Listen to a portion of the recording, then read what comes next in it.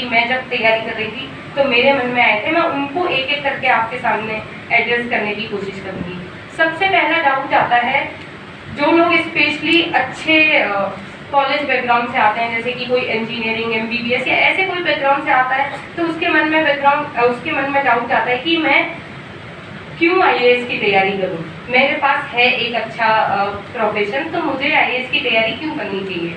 और कई सारे एस्पिरेंट्स के मन में आता है कि वाई IAS, क्यों UPSC की तैयारी करनी चाहिए। तो उसके लिए और ये क्वेश्चन एक ऐसा क्वेश्चन है जो आपको लास्ट स्टेज तक भी फेस करना पड़ेगा। मतलब once you clear your prelims and mains, फिर उसके बाद जब इंटरव्यू में जाएंगे तो पहला क्वेश्चन यही होगा, वाई UPSC, आप क्यों UPSC में आए। तो पहले उस गोल को डिसाइड कीजिए कि क्यों है। कुछ भी मोटिवेशनल फैक्टर हो सकता है, जैसे कि मेरा फैक्टर ये था कि मैं एक फाइनेंशियली बहुत ही अच्छे बैकग्राउंड से नहीं आती हूँ, और मेरे मतलब परिवार में, आसपास समाज में बहुत ऐसे काम होते थे जो सरकार के थ्रू कंप्लीट होते हैं, जैसे कि I used to go on PTS job, मतलब सरकारी दफ्तर वगैरह में जाना आना रहता था। तो वहाँ से रियलाइज होता था कि अगर हम UPSC की तैयारी करके कुछ ऐसी पोजीशन पे पहुँच सकें जहाँ हम कुछ वेलफेयर के लिए डिसीजन ले सकें, तो क्यों एज ए सीरियस एस्पिरेंट नहीं करना चाहिए। तो किसी का मोटिवेशन ये हो सकता है, किसी का मोटिवेशन हो सकता है कि उसको एक रिस्पेक्टेबल, स्टेबल, एक वेल पेड जॉब चाहिए।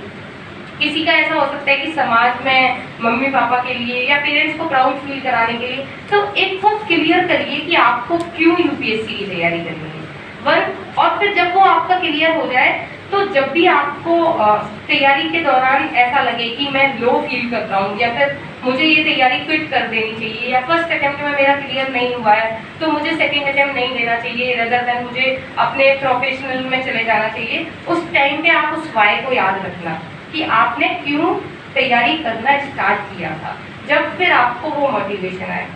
दूसरा डाउट ये होता है कि क्या मैं ये तैयारी कर सकता हूँ कि नहीं कर सकता। तो इसके लिए आप एक बार ये करिए कि UPSC की जो लिस्ट निकलती है कि कौन कौन सिलेक्ट हुआ, रिकमेंडेड कैंडिडेट, इस बार कुछ 600-650 बच्चे हैं, उनकी एक बार जस्ट जाके गूगल कर लेना, जैसे कि मेरा ही कर लेना, दीपेश कुमारी AR 93। आपको पता चलेगा कि हर स्टूडेंट का बैकग्राउंड बिल्कुल अलग है।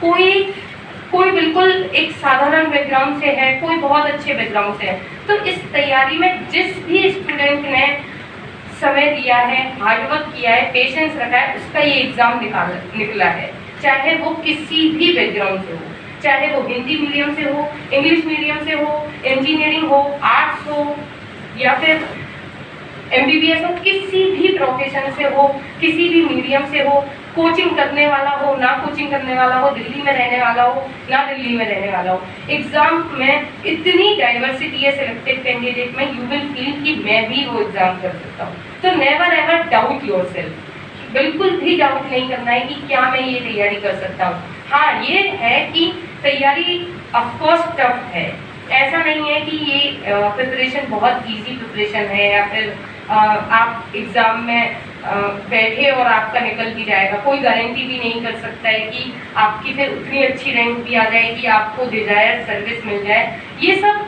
है अनसर्टेनिटीज़, लेकिन उन अनसर्टेनिटीज़ को दूर करने के तरीके भी हैं। तरीके क्या हैं कि UPSC ने कुछ डिफाइंड सिलेबस दे रखा है कि हमारा ये सिलेबस है कुछ पेजेस का, हमारे इसी सिलेबस में से हम हर साल क्वेश्चन पूछेंगे।